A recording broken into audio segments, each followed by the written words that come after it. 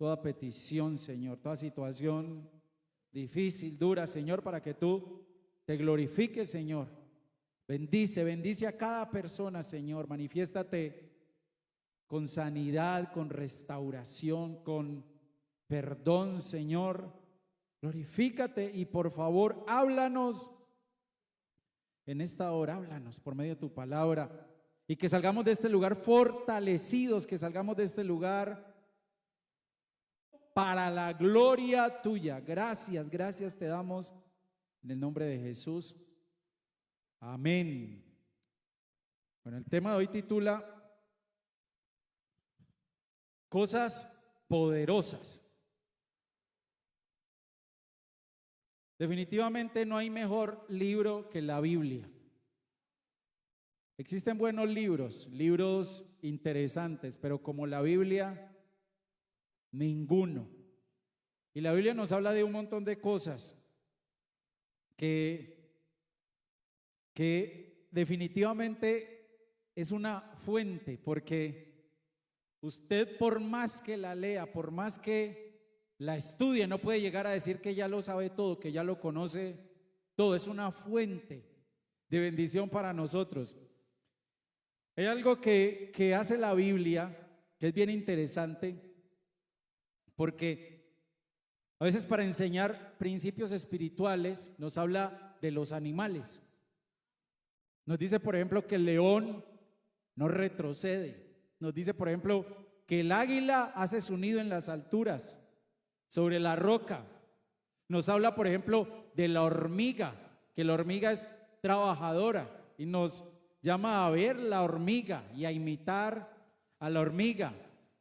Nos habla, por ejemplo, de la fuerza del búfalo, de la fuerza del caballo en la batalla, de la fuerza del buey. Nos habla de muchos animales.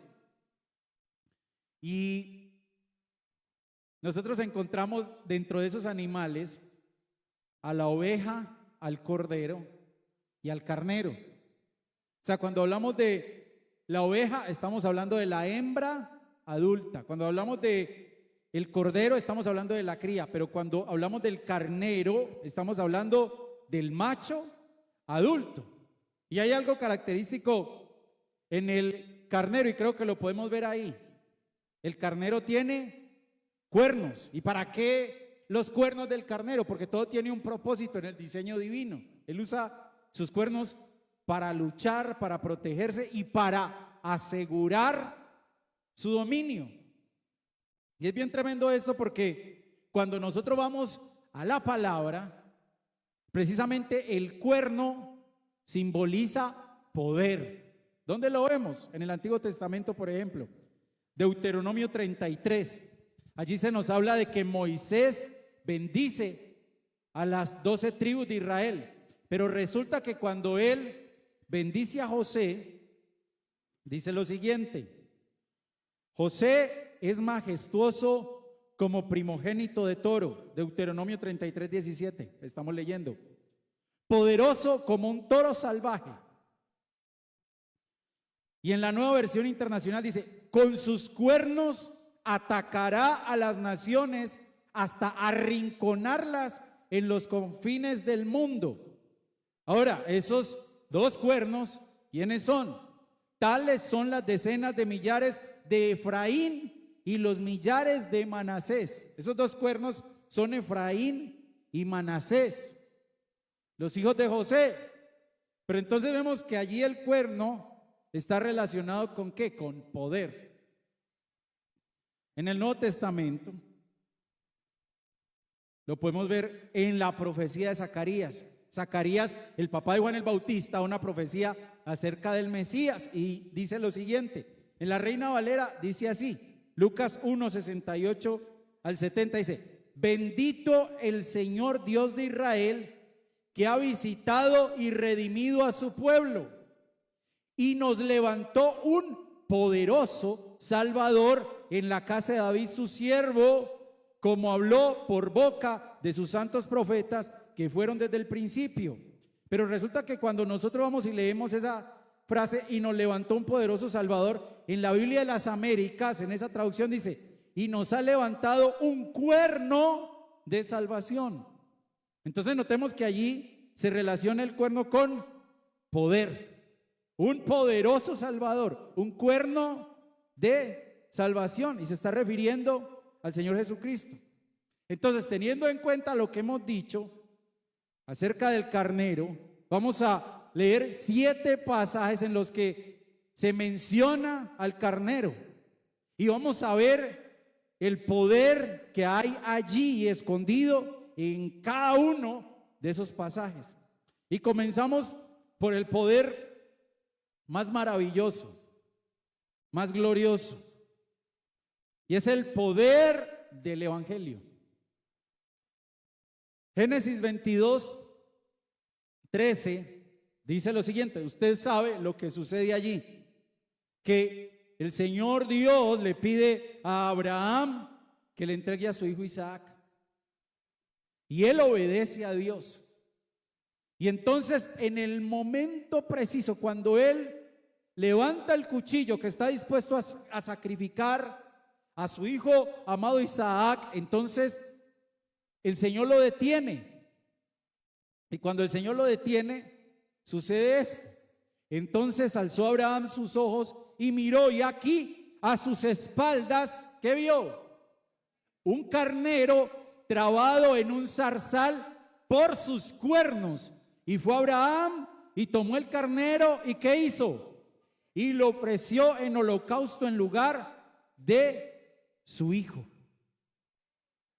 Mire, este pasaje en el Antiguo Testamento nos muestra el núcleo del evangelio, porque nos habla de la sustitución. ¿Quién iba a ser ofrecido en sacrificio? Isaac. Él iba a ser ofrecido en holocausto. Por eso su papá Abraham llevaba cuchillo y llevaba fuego. Y resulta que el cuchillo y el fuego nos hablan de la muerte del cuerpo y del alma, porque eso era lo que nos esperaba a nosotros. No solo la muerte de nuestro cuerpo, sino también de nuestra alma. Incluso Jesús habla de eso en Mateo 10:28, dice: y no temáis a los que matan el cuerpo, mas el alma no pueden matar. Temed más bien a aquel que puede destruir el alma y el cuerpo en el infierno. Y sabemos que ese es Dios. Entonces miremos lo que le esperaba a Isaac. No solo iba a ser allí inmolado, sino que iba a ser ofrecido en holocausto. Pero entonces a él lo sustituye este carnero. Ahora, hay algo muy hermoso allí, y es que antes de llegar a la cima del monte, Isaac le pregunta a su papá: ¿dónde está el cordero para el holocausto? Él habla de cordero, pero ¿qué provee Dios? Un carnero.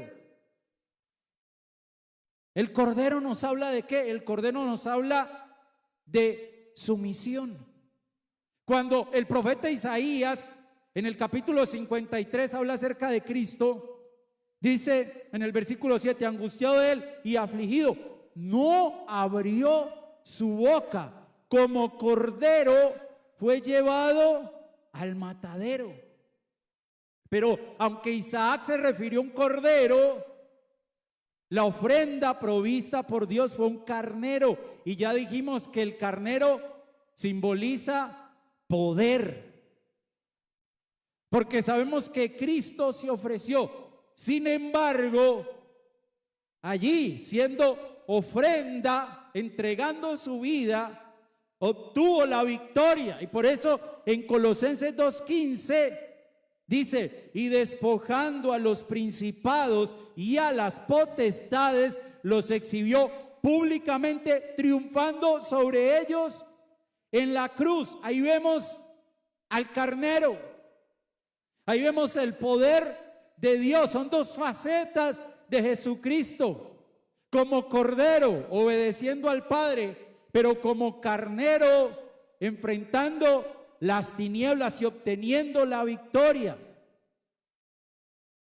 Entonces miremos la provisión de Dios allí. un carnero trabado por sus cuernos en un zarzal, que nos habla de Jesucristo muriendo en la cruz por nosotros. Allí Isaac fue sustituido por ese carnero. Usted y yo fuimos sustituidos por Jesucristo cuando Él murió en la cruz. Y por eso dice la palabra que cuando sucede esto, Abraham llama a aquel lugar Jehová Jireh, el Señor proveerá. Y es lo que nos dice Juan 3:16. De tal manera amó Dios al mundo. Mire el poder del evangelio. Hay poder en el evangelio. Ese es el mensaje que el hombre necesita escuchar. De tal manera amó Dios al mundo que dio, que entregó a su Hijo. ¿Para qué? Para que nosotros vivamos, que fue lo que sucedió con Isaac.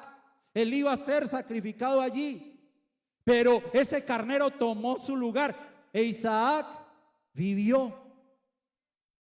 Ese es el mensaje del evangelio. Incluso fue tan tremendo lo que sucedió allí que Jesús dijo: Abraham vuestro padre se gozó de que había de ver mi día y lo vio y se gozó. Juan 8:56. ¿Dónde lo vio? Allí, en ese monte. Allí en ese monte lo vio, porque ese carnero estaba hablando del plan de salvación. Ese es el plan de Dios. Por eso el hombre no se salva por obras. La provisión para nuestra salvación fue dada por el Padre y se llama Jesucristo. El poder del evangelio es el poder de la gracia, porque éramos nosotros los que merecíamos morir. Sin embargo, es el Señor el que muere en nuestro lugar y nos da la salvación. Isaías 53, del 4 al 6 dice: ciertamente llevó Él nuestras enfermedades y sufrió nuestros dolores, y nosotros le tuvimos por azotado, por herido de Dios y abatido. Mas Él herido fue por nuestras rebeliones, molido por nuestros pecados. El castigo de nuestra paz fue sobre Él, y por su llaga fuimos nosotros curados. Todos nosotros nos descarriamos, oiga, todos nosotros nos descarriamos como ovejas, cada cual se apartó por su camino, mas Jehová cargó en Él el pecado de todos nosotros. Él nos sustituyó a usted y a mí. Y estamos llamados usted y yo a predicar eso. Ese es el evangelio. Ese es el mensaje del evangelio. Hay poder en el evangelio. Hay poder en el evangelio. No hay que innovar nada. Hoy muchas iglesias buscan, entre comillas, innovar para atraer a la gente. Y cambian el mensaje y adaptan el mensaje. Y no hay que cambiar nada, hay que predicar el evangelio. Porque el poder está en el evangelio. Hay poder en el evangelio. Por eso en Romanos 1, 16 y 17 dice: porque no me avergüenzo del evangelio, porque es poder de Dios para salvación a todo aquel que cree, al judío primeramente y también al griego. Porque en el evangelio, la justicia de Dios se revela por fe y para fe, como está escrito: mas el justo por la fe vivirá. ¿La fe en quién? En Cristo. Allí vimos la justicia de Dios. Él recibió el castigo que merecía nuestro pecado. Él lo recibió. Ahí vemos la justicia de Dios y vemos también la gracia de Dios. Porque a través de su sufrimiento usted y yo hoy podemos decir: somos hijos de Dios. Hay poder en el evangelio y ese es el fundamento de todo, el evangelio del Señor. Eso es lo que estamos llamados a predicar, el evangelio. Porque mire, usted puede dar un mensaje con el que la gente salga animada y contenta, pero un mensaje que sale de su intelecto. Y puede salir animada y contenta, porque hoy tristemente muchos pastores parecen motivadores. Entonces la gente sale contenta, pero sale perdida. En cambio, si usted predica el evangelio, a lo mejor salga afligida, congojada, pero sale salva. Y eso es lo que tenemos que hacer, predicar el evangelio. ¿Por qué? Porque hay poder en el evangelio. Mire el evangelio allí. Cristo murió por nosotros. Cristo murió por nosotros en la cruz del Calvario. Mira el segundo poder. Allí se está hablando del tabernáculo. Entonces hay poder en el evangelio. Y dice allí: harás también a la tienda una cubierta de pieles de carneros teñidas de rojo y una cubierta de pieles de tejones encima. Se nos está hablando del tabernáculo, de ese templo que Dios le dijo a Moisés que tenían que levantar. Era un templo móvil, porque recuerde que cuando el Señor les ordenaba moverse, los levitas tenían que desarmar el tabernáculo y tenían que salir. Y allí donde el Señor les decía, aquí es, tenían que volver a establecer el tabernáculo. Pero entonces nos está hablando de una cubierta de pieles de carneros teñidas de rojo. Se nos habla de la cobertura. Ahora, cuando decimos que alguien está bajo cobertura, nos estamos refiriendo a que esa persona reconoce autoridad. Porque Dios ha establecido autoridades. Dios ha levantado ministros. Son autoridades que Dios ha puesto. Entonces, no es solo decir, mire, usted está bajo cobertura cuando usted reconoce autoridad. Y usted reconoce autoridad cuando obedece. Porque si usted no obedece, usted se puede llenar su boca diciendo, ese es mi pastor, pero usted está por fuera de la cobertura. Usted no tiene cobertura. No es solo decir, ese es mi pastor, sino escuchar el mensaje, el consejo que Dios da y obedecer. Entonces hay poder en la sujeción. Hay poder en la sujeción. Recuerde el Salmo 133 que nos dice que es bueno, que es agradable que habitemos juntos en armonía. Y luego en el versículo dice, es como el buen óleo sobre la cabeza. Mira que está hablando de un orden. Y el buen óleo dice allí que desciende sobre la barba. Y luego dice, y baja hasta el borde de sus vestiduras. Y este salmo termina diciendo que allí envía Jehová bendición y vida eterna. Pero es necesario que nosotros entremos en el orden de Dios, que nosotros reconozcamos autoridad. Mire, hay otras autoridades que Dios ha puesto, los padres. Uno cuando es joven tiende a ser rebelde y no se quiere sujetar. Un consejo: sujétese a sus padres, obedezca a sus padres, porque ahí hay bendición. Ahí hay bendición. Hay poder en la sujeción. Tenemos que aprender a sujetarnos, a obedecer. Miren, Deuteronomio 11 del 26 al 29 dice: he aquí, yo pongo hoy delante de vosotros la bendición y la maldición. La bendición, si oyereis los mandamientos de Jehová vuestro Dios que yo os prescribo hoy. Y la maldición, si no oyereis los mandamientos de Jehová vuestro Dios y os apartareis del camino que yo os ordeno hoy para ir en pos de dioses ajenos que no habéis conocido. Entonces sigue diciendo allí, mire, y cuando Jehová tu Dios te haya introducido en la tierra a la cual vas para tomarla, pondrás la bendición sobre el monte Gerizim y la maldición sobre el monte Ebal. Mire, la maldición sobre el monte Ebal. Y Ebal quiere decir desnudo. Desnudo.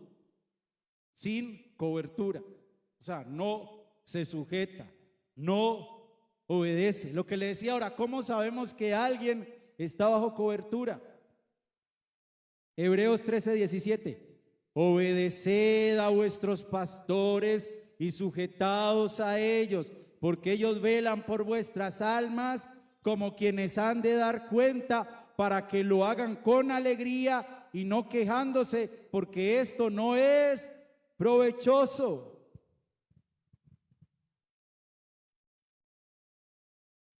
Mire, así usted sea más viejo que el pastor, usted se debe sujetar. Usted afuera puede ser el gerente de no sé qué, pero aquí eso no vale. Usted afuera puede ser un comerciante muy exitoso, lo que usted quiera, pero aquí eso no vale. Aquí usted se tiene que sujetar, que no le pase lo que le sucedió a Saúl. Saúl creyó que su autoridad estaba por encima de la autoridad de Samuel. Y Samuel le habló de parte de Dios y él no quiso obedecer, y por eso fue sustituido, fue desechado y pusieron a David. ¿Por qué? Porque él no quiso sujetarse. Entonces, hay poder en el evangelio, hay poder en la sujeción, hay poder en la sujeción. Sigamos. Leamos. Éxodo 29:18. Y quemarás todo el carnero sobre el altar. Es holocausto de olor grato para Jehová. Es ofrenda quemada a Jehová. Hay poder en la ofrenda. Pero oiga, no es solo dar ofrenda, es ser ofrenda. Porque si usted y yo buscamos ser agradables a los ojos de Dios, entonces a Él le va a agradar nuestra ofrenda. Recuerda al fariseo y al publicano. Allí nos dice la palabra que el fariseo daba, pero Dios no se agradó de él. Porque es que a Dios no lo vamos a apantallar con nuestra ofrenda, sino con nuestro corazón. La viuda, dice Jesús allí en el pasaje, que dio más que los otros. Pero con estos ojos, los ojos naturales, eso no era así. Los otros en cantidad daban más, pero es que a Jesús lo que le impactó fue lo que había en el corazón de esa mujer. Mire, por eso en Mateo 5, 23 y 24 dice: por tanto, si traes tu ofrenda al altar y allí te acuerdas de que tu hermano tiene algo contra ti, ¿qué debes hacer? Dice allí: deja allí tu ofrenda delante del altar y anda, reconcíliate primero.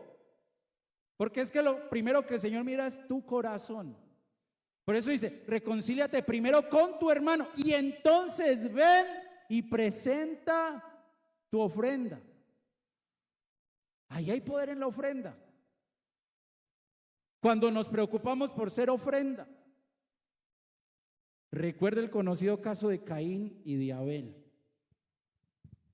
En Génesis capítulo 4 dice que ellos van y se presentan delante del Señor. Dice: y aconteció andando el tiempo que Caín trajo del fruto de la tierra una ofrenda a Jehová.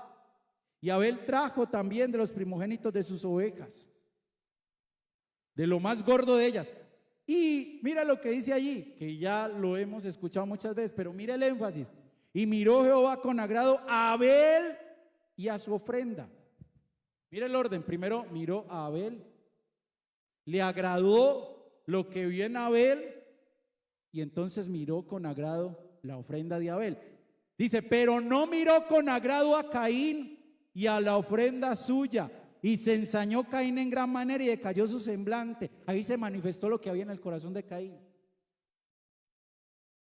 Ahí se manifestó lo que había en el corazón de Caín. Entonces hay poder en la ofrenda, pero cuando damos con el corazón correcto, ahí es donde hay poder en la ofrenda. No es dar por dar, es dar con el corazón correcto. Eso es lo que hace que usted y yo recibamos bendición. Hay poder en la ofrenda cuando se da con el corazón correcto. Miremos ese carnero que era quemado sobre el altar. Antes de dar es darnos nosotros al Señor. Eso es lo que el Señor busca. No es dar con avaricia, yo doy para que Dios me dé. No, yo doy porque Dios ya me dio. Y por eso, cuando yo entiendo que Dios ya me dio, entonces cuando yo doy lo hago con gratitud, no con avaricia. No es un negocio. Tristemente, los que predican el evangelio de la prosperidad le enseñan a la gente que dé con interés. Yo doy para que Dios me dé. No, damos porque Dios ya nos dio. Es una manera de decirle al Señor, gracias Señor, gracias Señor. Cuando usted aparta de lo que Dios le ha dado y lo ofrece, ahí está representada su vida. Pero lo ofrece con el corazón correcto. Porque es que no es solo ver billetes y monedas, es tu vida, es tu tiempo. Es tu tiempo, es tu vida. Pero hay que hacerlo con el corazón correcto. Ahí hay poder. Entonces hay poder en el evangelio. Hay poder en la sujeción. Hay poder en la ofrenda. Hay poder en la consagración.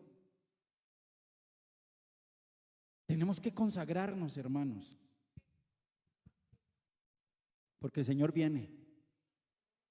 Recuerde que la Biblia habla de la esposa a la cual se le ha concedido que se vista de lino fino, limpio y resplandeciente, y se nos habla de acciones justas. Y solo tiene acciones justas aquel que se ha consagrado para el Señor. Entonces dice, y tomarás el carnero de las consagraciones y cocerás su carne en lugar santo, y Aarón y sus hijos comerán la carne del carnero y el pan que estará en el canastillo a la puerta del tabernáculo de reunión. Miremos cómo se asocia el carnero con la consagración. ¿En qué consiste la consagración? En apartarnos, en separarnos para Dios, aunque vivamos en este mundo, porque no se trata de irse a un monte. No, yo me voy para el monte para no contaminarme, a buscar ser santo allá en el monte. No, porque Jesús fue claro cuando orando por sus discípulos dijo, no ruego que los quites del mundo, sino que los guardes del mal. No son del mundo, como tampoco yo soy del mundo. Santifícalos en tu verdad, tu palabra es verdad. Juan 17, del 15 al 17. Miremos el caso de Noé. Mire la maldad que le tocó ver a Noé. Solo pregúntese, ¿cuál fue el nivel de maldad que Dios decidió barrer la tierra? Es que es más, allí dice Génesis 6:5, y vio Jehová que la maldad de los hombres era mucha en la tierra, y que todo, mire las palabras que se usan allí, mucha, todo, dice, y que todo designio de los pensamientos del corazón de ellos era de continuo solamente el mal. Y entonces Dios toma la decisión de enviar juicio. Pero al final, en el versículo 8 de Génesis 6 dice: pero Noé halló gracia ante los ojos de Jehová. La consagración. La consagración. Hay poder en la consagración. Cuando usted se aparta para Dios, usted no está haciendo ningún tonto, todo lo contrario. Eso es sabiduría. Eso es sabiduría. Daniel, ¿qué hizo Daniel? Aunque estaba en Babilonia, propuso en su corazón no contaminarse con la porción de la comida del rey, ni con el vino que él bebía. Hay poder en la consagración. Hay poder allí. Mire,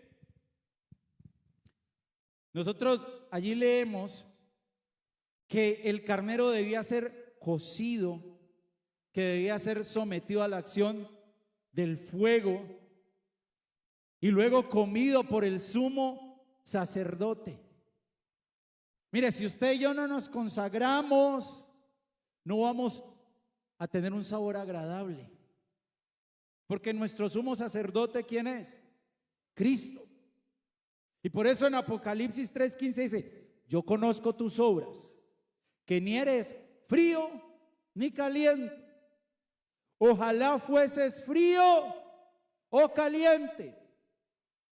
Pero por cuanto eres tibio y no frío ni caliente, te vomitaré de mi boca. O sea, por cuanto no hay consagración, te vomitaré de mi boca. Mire, incluso dice allí: es preferible que seamos fríos a que seamos tibios.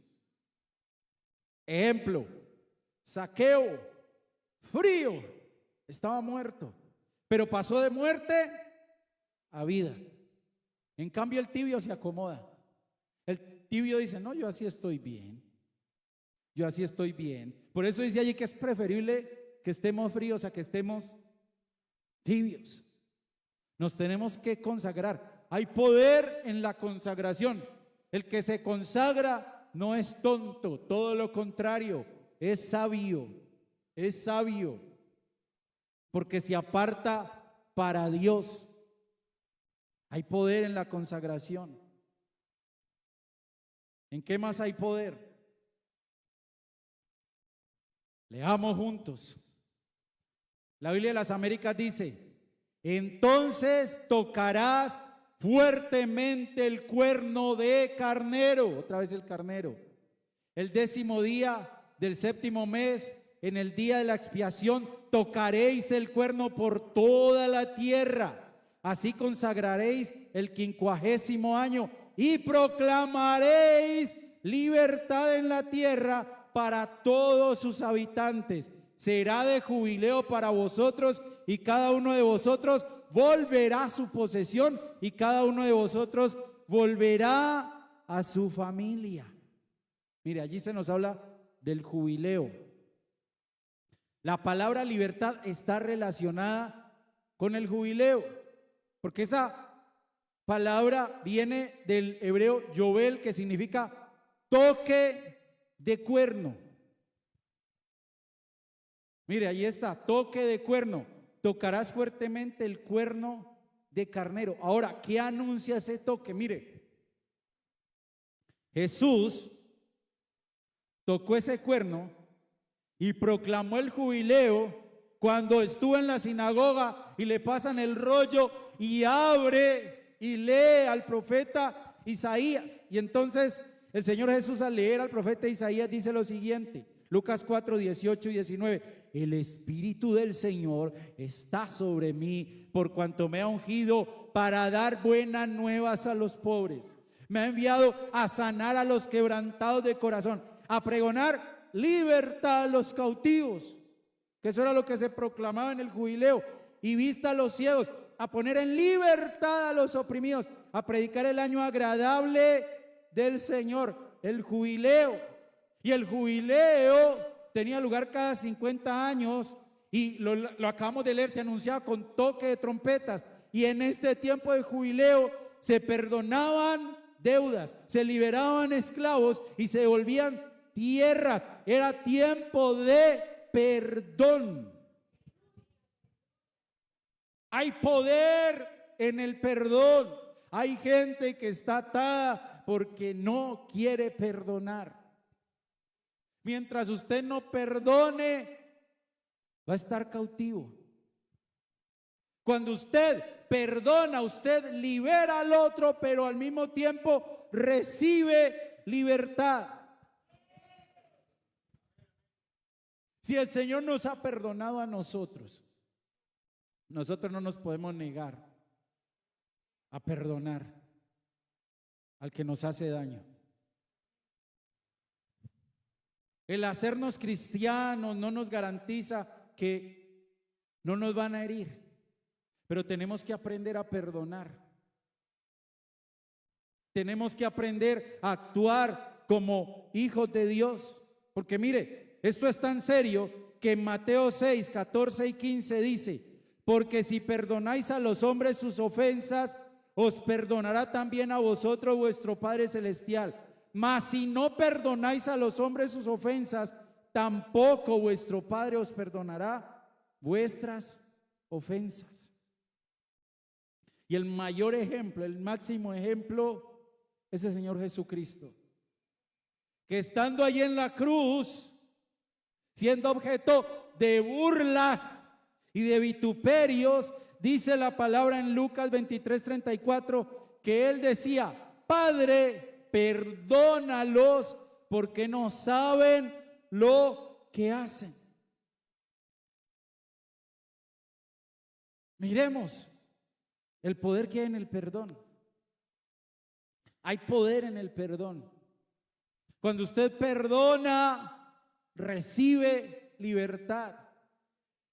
Hay poder en el perdón. Si usted no perdona, está en una cárcel. Está en una cárcel, está en cautividad. Y uno se puede llenar de razones para no perdonar. Pero es necesario que nosotros tomemos la decisión de perdonar. Es necesario que nosotros actuemos como hijos de Dios. Porque el apóstol Pablo dijo: sed imitadores de mí en lo que imito de Cristo. Y una de las cosas que hizo Jesús fue perdonar a los que lo crucificaron. Hay poder en el perdón. Hay poder también en la alabanza. Miren, cuando el pueblo de Israel pasa el Jordán, se encuentra con Jericó.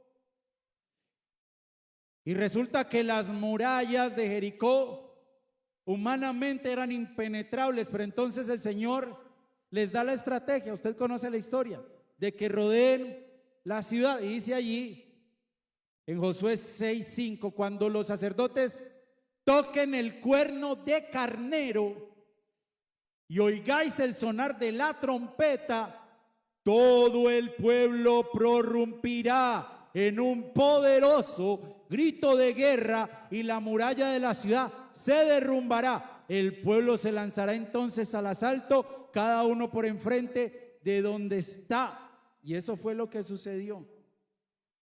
Cuando ellos dieron gritos, prorrumpieron en un poderoso grito de guerra, como dice allí, entonces fueron derribados los muros de Jericó. ¿Qué significa Jericó? Jericó significa ciudad de la luna. Y usted sabe que la luna presenta 4 fases: luna nueva, luna creciente, luna llena, luna menguante. Y eso nos habla de un alma inconstante. Cuando usted y yo tomamos la decisión de alabar a Dios, sin importar lo que suceda, ese doble ánimo se va yendo de nosotros. Porque mire, Santiago 1:8 dice: el hombre de doble ánimo es inconstante en todos sus caminos. Cuando alguien es de doble ánimo, entonces alaba dependiendo de. Su alabanza es condicionada. Porque mire, es fácil alabar en buenos tiempos. Es fácil alabar a Dios cuando uno está sano. Pero qué difícil es alabar a Dios cuando estás enfermo, en una cama, en un hospital. Pero ¿qué nos dice la palabra? Mira, hay poder en la alabanza. No, es que yo no siento alabar. No siento. Doble ánimo, no siento. No es porque tú y yo sintamos alabar. Es que hay que alabar a Dios. Hay que alabar a Dios. Salmo 34:1. Bendeciré a Jehová en todo tiempo. Su alabanza estará de continuo en mi boca. Mire, por ejemplo, usted tiene un negocio y ese día abrió el negocio y vendió mucho. Gloria a Dios. Y resulta que al otro día no vendió nada. Gloria a Dios. Gloria a Dios. Resulta que hoy le fue bien en su trabajo y todo le salió perfecto. Gloria a Dios. Pero resulta que al otro día, mejor dicho, la embarró. Gloria a Dios. ¿Por qué? Porque al Señor se le alaba en todo tiempo. Un ejemplo claro, Pablo y Silas estaban en lo más oscuro de la cárcel. Tenían todo el escenario allí perfecto para comenzar a quejarse.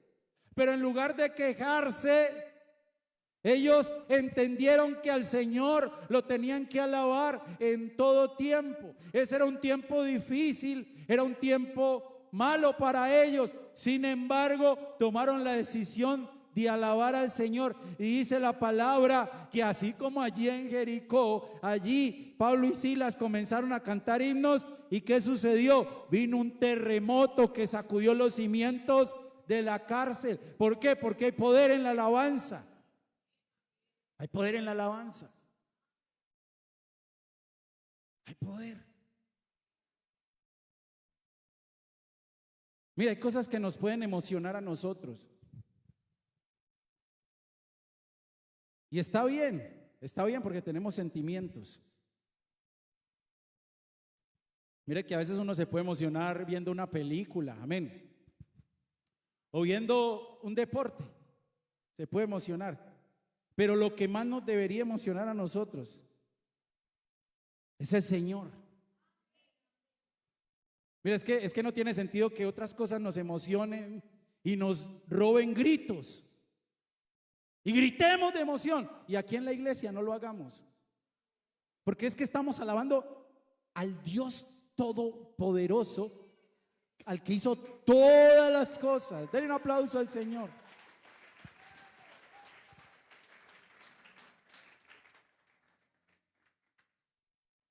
Mire, puede que a usted le emocione, no sé, un equipo o un deportista, amén. No sé, dependiendo de lo que a usted le guste, pero que te emocione más el Señor. Que te emocione más el Señor. Eso es lo que nos debe emocionar a nosotros por sobre todas las cosas. Sí, mire, no tiene sentido que yo levante mi voz porque me emocioné mucho, porque no sé, pasó cualquier cosa, pero aquí en la iglesia ni abro la boca, ni me inmuto. Entonces eso da a entender que yo no entiendo delante de quién estoy. El que me dio la vida, el que me dio la familia, el que me salvó, el que me provee todos los días, el que me alimenta, me viste, el que me lo ha dado todo. ¿Cómo no lo voy a alabar a Él? Cuando yo entiendo eso, entonces hay poder en la alabanza, porque yo sé que suceda lo que suceda, Él es digno de alabanza. Él es digno de alabanza. Entonces hay poder en la alabanza. En Isaías 60 se nos habla de la futura gloria de Sión. Y en el versículo 7 dice: todo el ganado de Cedar será juntado para ti. Carneros de Nebaiot te serán servidos, serán ofrecidos con agrado sobre mi altar y glorificaré la casa de mi gloria. Mire, se habla de los carneros de Nebaiot, que eran ofrendas llevadas al altar de la casa del Señor. ¿Qué quiere decir Nebaiot? Nebaiot significa alturas. ¿Y qué quiere decir esto? Porque estamos hablando de cosas poderosas. Mire, no hay mejor manera de buscar las alturas que a través de la oración. Hay poder en la oración. Mire, cuando la palabra nos habla acerca de Jesús, nos dice cosas como la siguiente. Le voy a leer unos pasajes. Mateo 14:23. Despedida la multitud, subió al monte a orar aparte y cuando llegó la noche estaba allí solo. Lucas 6:12-13. En aquellos días él fue al monte a orar y pasó la noche orando a Dios. Y cuando era de día llamó a sus discípulos y escogió a 12 de ellos, a los cuales también llamó apóstoles. Mire, antes, mire Jesús. Es que ahí vemos lo tremendo. Ahí hay un misterio impresionante. Cuando vemos a Jesús, vemos las dos naturalezas, la divina y la humana. Pero miremos allí cómo Jesús va a orar, a buscar la dirección del Padre. Y después de orar, entonces escoge a los 12. Antes de tomar una decisión importante, ora. Pero ¿qué nos pasa a nosotros? Nos emocionamos, nos tiramos de cabeza y luego cuando nos estrellamos porque decimos mal, entonces ahí sí oramos. ¿Ya para qué? Ya metió las patas. Mejor oré antes de. Mire, Lucas 9:28, aconteció como 8 días después de estas palabras que tomó a Pedro, a Juan y a Jacob y subió al monte a orar. Y entre tanto que oraba, la apariencia de su rostro se hizo otra y su vestido blanco y resplandeciente. Y otra oración que no nos gusta mucho, Lucas 22:39-41. Y saliendo, se fue como solía al monte de los olivos y sus discípulos también le siguieron. Cuando llegó a aquel lugar les dijo: orad que no entréis en tentación. Y él se apartó de ellos a distancia como de un tiro de piedra y puesto de rodillas oró.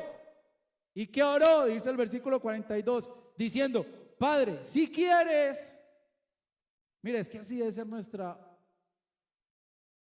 oración. Si quieres, pasa de mí esta copa, pero no se haga mi voluntad, sino la tuya.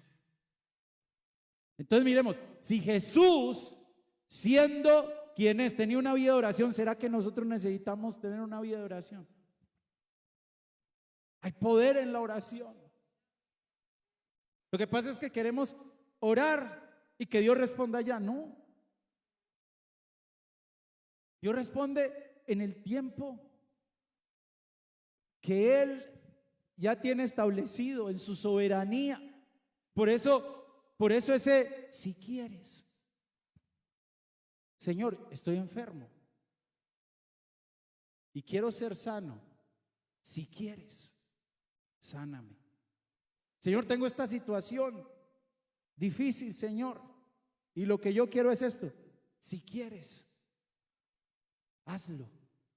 Si quieres, porque nosotros muchas veces estamos pasando por momentos duros y aunque no nos gusta estar pasando por unos momentos duros, de pronto el Señor está en el asunto, tratando algo. Por eso el si quieres, hágase tu voluntad, hágase tu voluntad. Mira, incluso vemos en Hechos, iniciando la iglesia en sus comienzos. ¿Ellos dónde estaban cuando recibieron la llenura del Espíritu Santo? En el aposento alto. ¿Y qué estaban haciendo allí? Cuando leemos dice que estaban orando. Hay poder en la oración. Hay poder en la oración. Entonces miremos en qué hay poder. Cosas poderosas, cosas poderosas. El evangelio, la sujeción, la ofrenda, la consagración, el perdón, la alabanza y la oración. Por eso las armas de nuestra milicia no son carnales, sino poderosas en Dios para la destrucción de fortalezas. Hay poder en esas 7 cosas y en otras más. Amén. Pero hermano, hermana, ¿qué tenemos que hacer? Manos a la obra. Manos a la obra. Prediquemos el evangelio, sujetémonos, demos con el corazón correcto, consagrémonos, perdonemos, pidamos perdón, alabemos al Señor en todo tiempo y busquemos su rostro en oración. Y vamos, mire, se lo aseguro, vamos a ver el poder de Dios en nuestras vidas, porque en estas cosas hay poder, porque estas son cosas poderosas. Amén. Vamos a orar.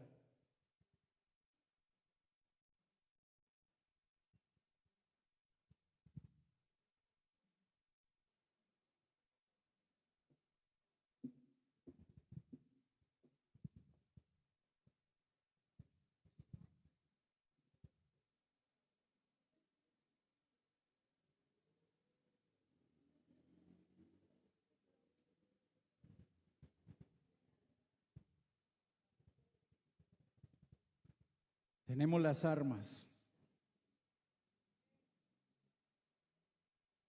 Solo levantémonos en el nombre de Jesús. Él es el Dios todopoderoso. Señor, ciertamente tú eres bueno y tu misericordia para siempre. Ciertamente, Señor, estamos en esta tierra, pero tú no nos pusiste sobre esta tierra con las manos vacías. Tú has puesto a nuestra disposición cosas poderosas. Señor, que nosotros dejemos la pasividad, dejemos la religiosidad y nos apropiemos de esas cosas poderosas que tú nos has dado, Señor. Que seamos un pueblo que predique el evangelio, un pueblo obediente, Señor. Que seamos un pueblo que dé, pero que por encima de eso que se dé, que se entregue, Señor, a ti. Un pueblo consagrado, que sea sal y luz. Que perdonemos a los que nos ofenden, Señor. Que te alabemos en todo tiempo, Señor. Y que busquemos tu rostro, Señor, así como aquellos que estaban en el aposento alto. Que nosotros busquemos tu rostro, que busquemos, Señor, ser un pueblo lleno de ti, Señor. Dile, Señor, yo me apropio de esas cosas poderosas. Yo las tomo para mi vida, Señor. No quiero ser pasivo, quiero caminar, Señor, vivir para ti y ver tu gloria, ver tu poder en mi vida, en mi casa, Señor, cada día.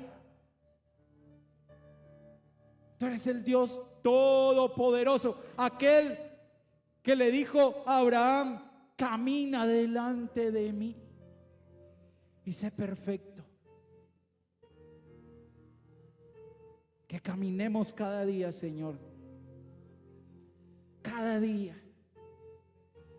cada día, Señor. Y si tropezamos, Señor, que nos levantemos, Señor.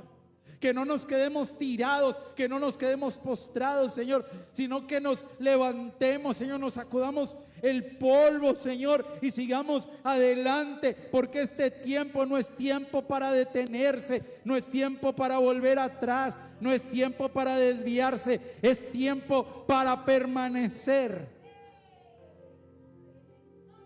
Ayúdanos, Espíritu de Dios. Ayúdanos, Espíritu de Dios.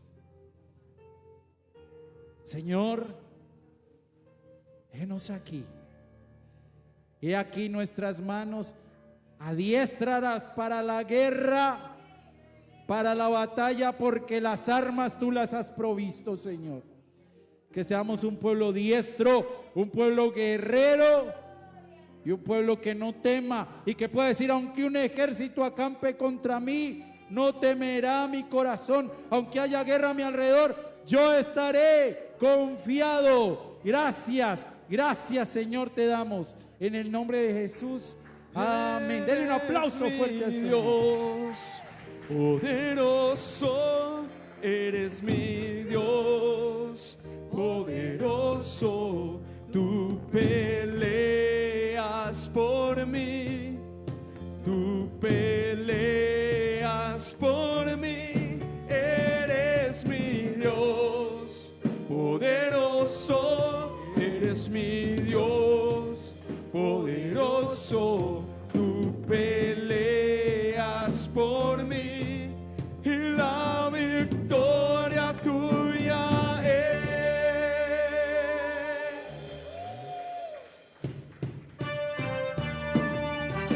Aleluya.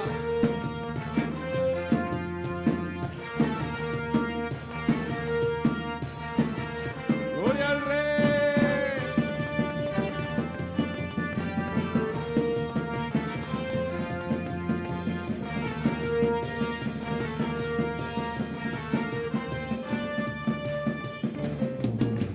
Todas las cadenas son rotas por su poder. Todos los yugos quebrantados a causa de la unción. Todas las cadenas son rotas por su poder. Todos los yugos quebrantados a causa de la unción. Nos ha dado la victoria. Somos más que vencedores. Y en su presencia podemos cantar. Nos ha dado la victoria. Somos más que vencedores. Y en su presencia podemos gritar. Eres mi Dios poderoso, eres mi Dios poderoso. Tú peleas por mí, tú peleas por mí. Eres mi Dios poderoso, eres mi Dios poderoso. Tú peleas por mí y la victoria tuya es.